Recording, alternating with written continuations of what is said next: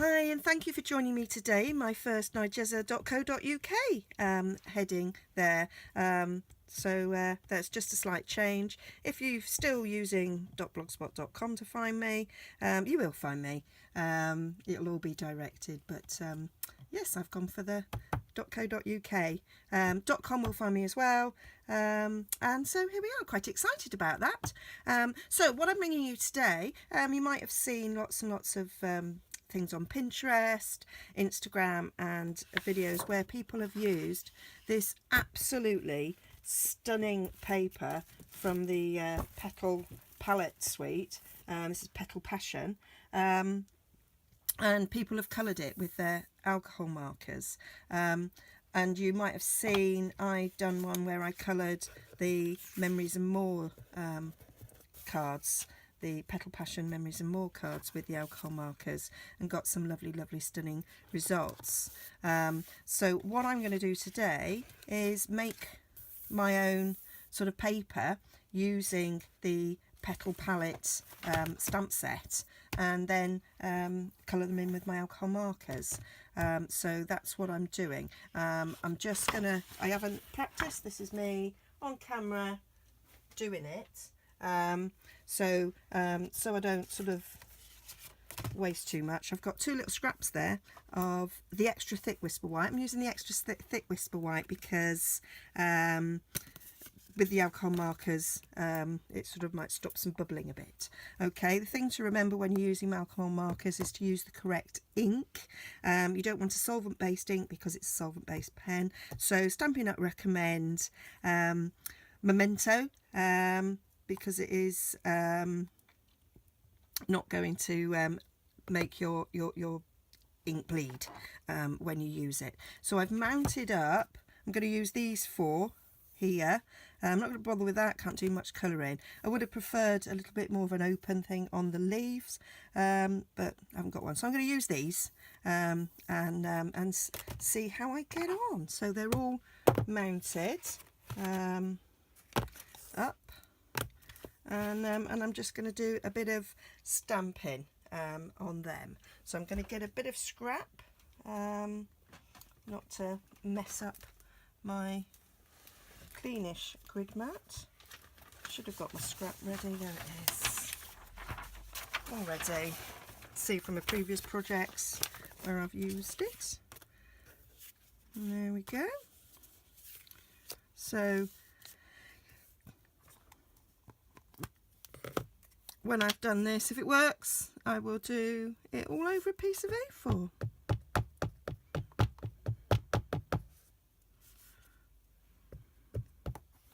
With this one, you might want to do a twist, twist, tap, tap, because it is not made of the same stuff as our normal ink pads. And I always give it a little bit of extra. There we go.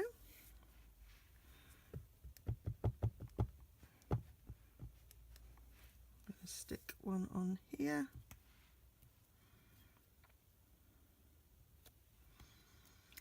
Then I'm going to put a bit of leaf coming in.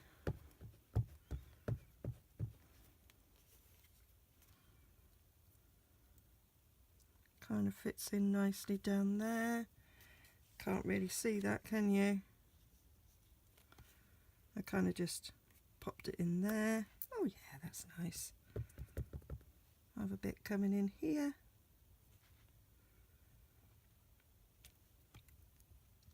Let's do a little spray.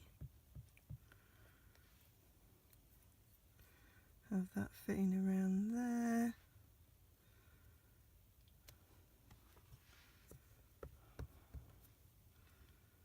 Have that coming in there.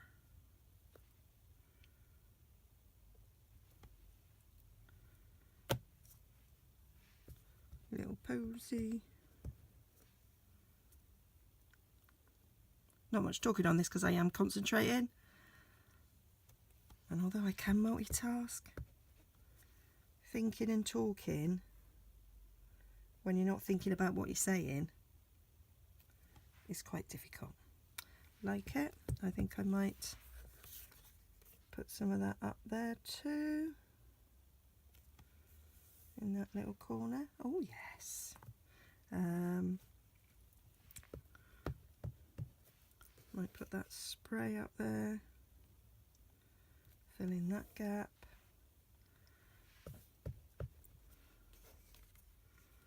Let's have that up there. Oh, enjoying this. Have a bit more of the roses up there. Oh, nearly put it on that one. Get that in there. Doesn't really matter if it overlaps a little bit, I don't think. When you're getting less space left, you've got to really think about it a bit more. There, put that there. A bit of leaf in that corner.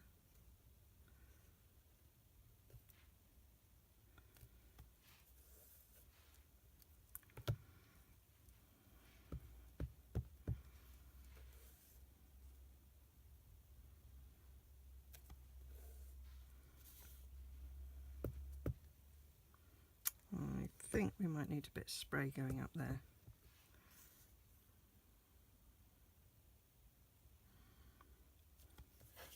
There. Lovely. Put a bit on that corner there. There. So that is my stamping done. And what you've got to do with this ink is just let it dry a little bit before you start colouring it in. Now you can either waft it with your heat gun or just go off and make a cup of tea, or coffee in my case because I don't like tea, and then come back. So I shall come back when that's dry. Okay, so I've zoomed in to this a bit so you can sort of see what I'm doing. I'm not going to film the entire colouring it in because that'd be boring. So I'm going to do some leaves. So I'm using the old olive. So it'd be nice if we had another green coming out soon. So general rules, start with the light. So colour the light on, then come in with the dark where you want to give it some depth, and then go back over with the light to sort of blend that, and it will blend it out to give you some extra sort of depth. So I'm going to colour both these leaves now. You've got to do it whilst the ink's wet. Once it dries, it won't blend so much. So I'm just going to go along this leaf and then come back. And some people do little like tick strokes, and some people just colour over it. Really is up to you how you do it. So where else have we got leaves? Over there.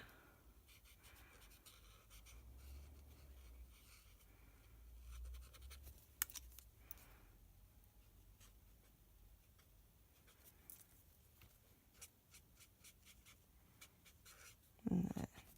So I find colouring in really relaxes me.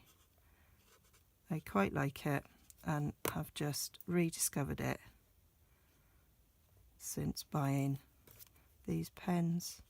I did it the other night just watching telly. They were quite nice. I think it was quite nice for my other half, because sometimes if I'm punching or using the big shot whilst watching telly, it does sort of make a bit of noise. So colouring in is quite easy to do whilst watching TV. I get less tutting. And there is some leaves there and there. Oh, and that's a leaf there. Just colour one side of that leaf.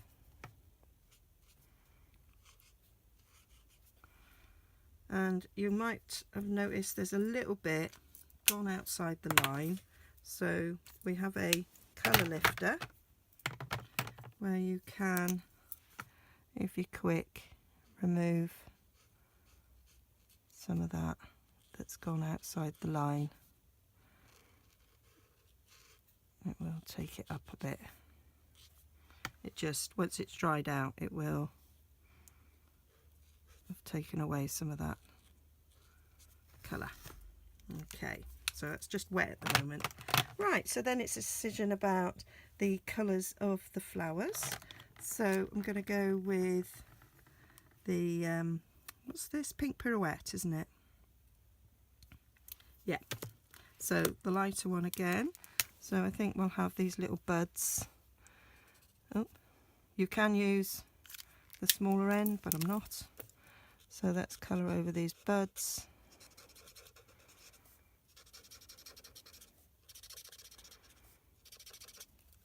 And then go in with the dark.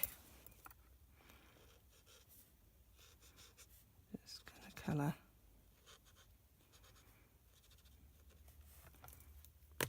And then blend with the light to give it a bit depth. Like so. You can add more or less, whatever you want. So I'm going to go and finish the rest in time lapse, so you get the idea.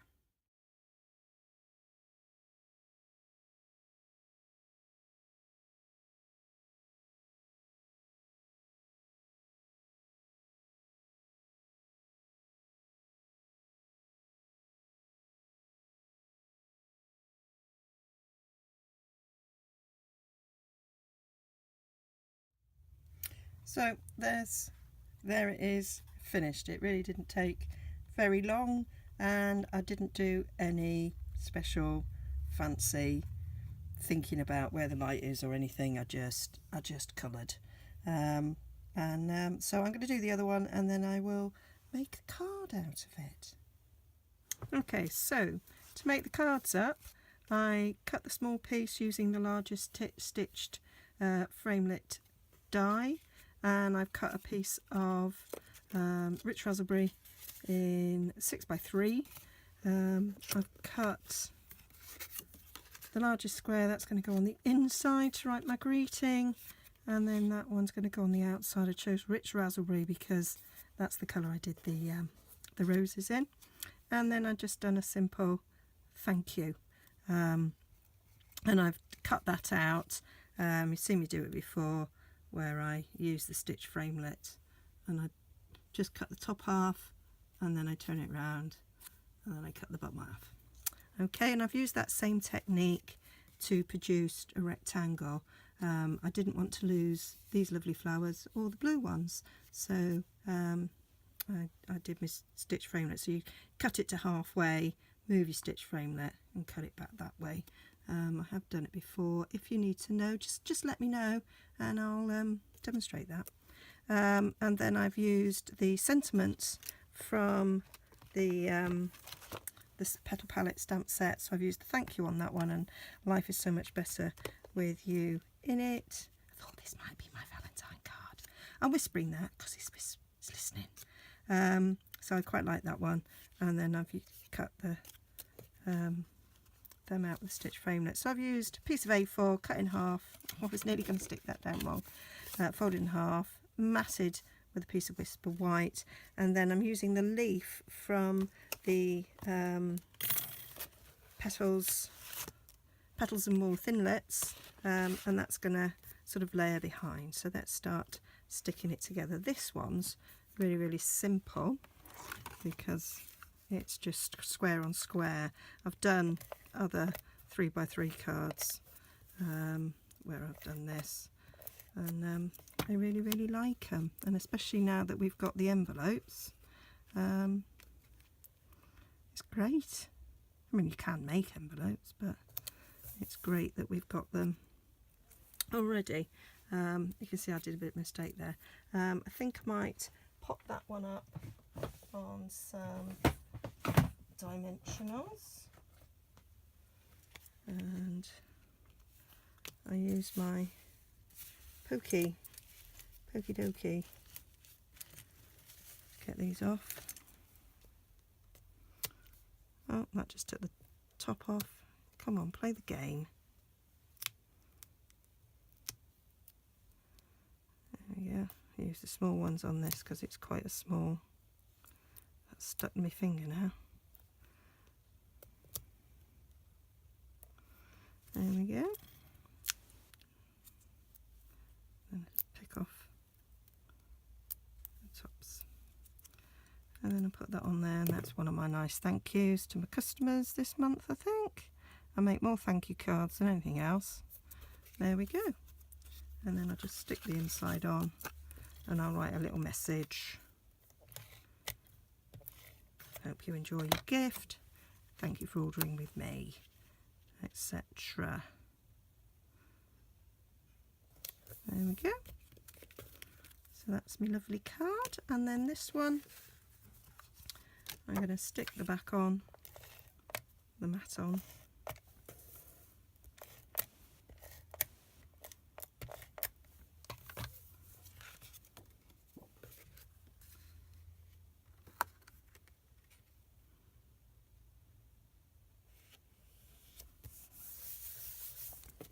Like so. Stick that on. Again, I stamped that in the wrong direction, but we have two sides of cardstock for a reason, and that's the reason. Obviously, if you do it wrong a second time, then you pretty much have to bin it. So that's my sentiment. Gonna stick the square. I was playing around with matting these, and then I just didn't like it, so I decided this was a better way. So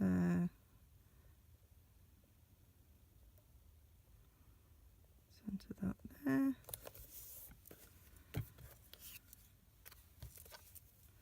And then I'm going to get my leaves, and what I decided was I would, instead of chopping out two, I'm going to do that so it goes down there, and then that one so it goes up there, possibly.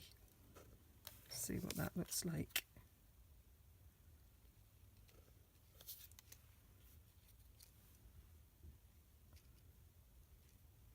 That works, doesn't it? Yeah. I think that works. Right. So I'm going to use glue on the back of your hand, because it's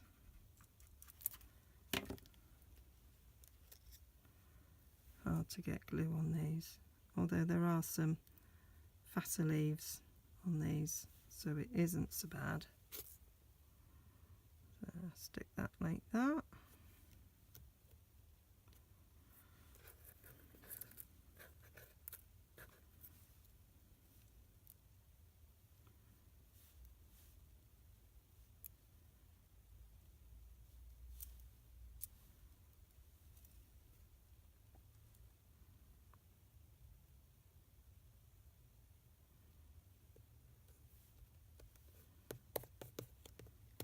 Like that.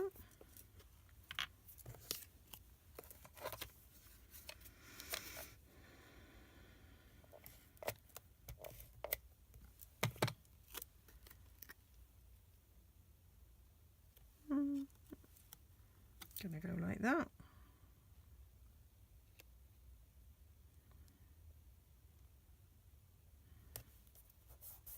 Stick that like that, and then I might pop that centre up on dimensionals as well.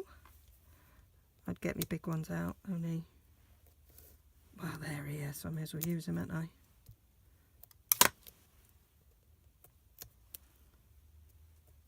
I probably would use the bigger ones on this big space, but they've started, so I'll finish. Just put two there like that. That'd be grand.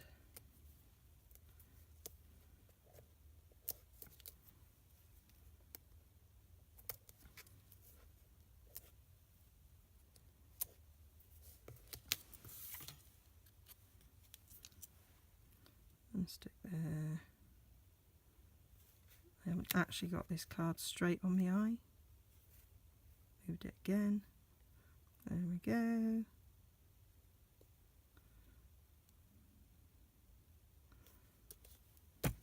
There we are. So that's 2 cards out of not a lot of cardstock and colouring in. So hope you like it. All details will be on my blog, nigezza.co.uk, and I hope you join me again soon for another video. Bye.